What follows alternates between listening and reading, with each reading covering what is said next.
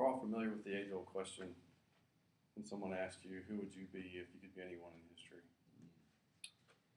So I've taken the time to consider the question, and it's not an easy one once you start thinking about it. Many of us have lost faith in our leaders today. We've become jaded by the agendas that they carry out, which seem to serve more of their benefit personally than it does the subjects that are under them. So looking back in history, I searched through all the leaders that I could possibly find to find one that was most admirable to me. And no one really stood out at first. Through lots of digging, I finally found someone, Marcus Aurelius. So what are the qualities that we look for in a leader? In my mind, the essence of an admirable leader is someone that possesses a sound moral compass, someone who seeks the good for all, and someone who understands their place in the overall scheme of human existence. Marcus Aurelius was a Roman emperor who reigned between 161 and 180 AD. He was a fierce warrior who battled the Parthians and the Gauls, present-day Germany. Marcus Aurelius was a Stoic. He was a student of the Stoic philosophy.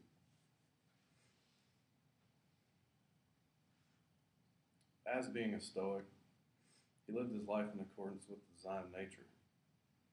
He relied upon his God-given reason to help him make sound judgments and decisions as a ruler.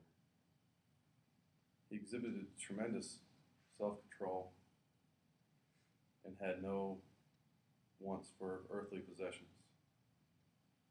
Did not seek pleasures or material things for himself.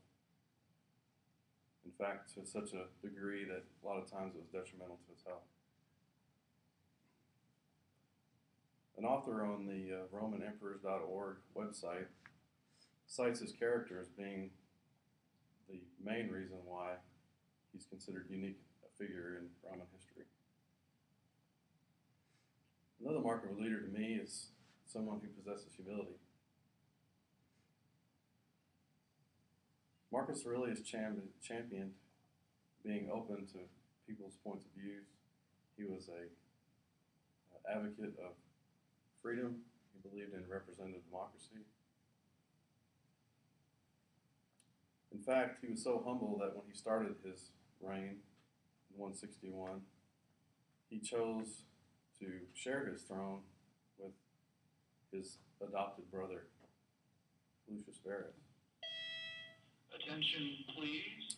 There is and also at the end of his reign, Ford truck with his son Commodus. with the license plate number 02PR9. Of course, no one in history is perfect, as we all know.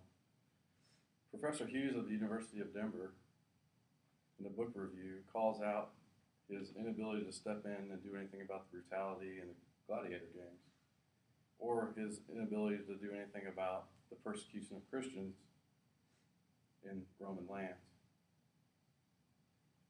So having strong morals, humility, seeking the good for all, those are all admirable things.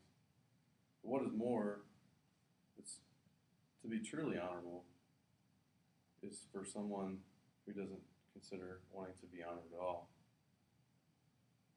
Marcus Aurelius understood this point, that there being no benefit to being admired by posterity. In fact, he kept a journal during his days of battle throughout the lands in a collection of 12 books called the Meditations. And within those meditations, one of the things that are cited is that there is no value when you consider your place in human existence. Being admired is really of no good to yourself or anyone else.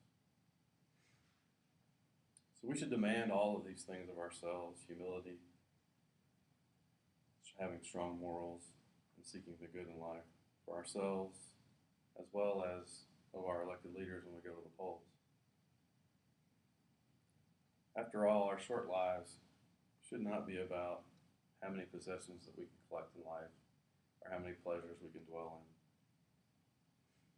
So to recap, a leader, an admirable leader, is someone who sets a good example, someone who leads by that example, and whose sole purpose is to seek the good for all those under their rule. Marcus Aurelius is the closest example to embodying these traits of any leader I've been able to find. So the next time someone asks you the age-old question, who would you want to be? I hope that you stop and pause and really consider the question. What is it to be admirable and to be honorable? Thank you.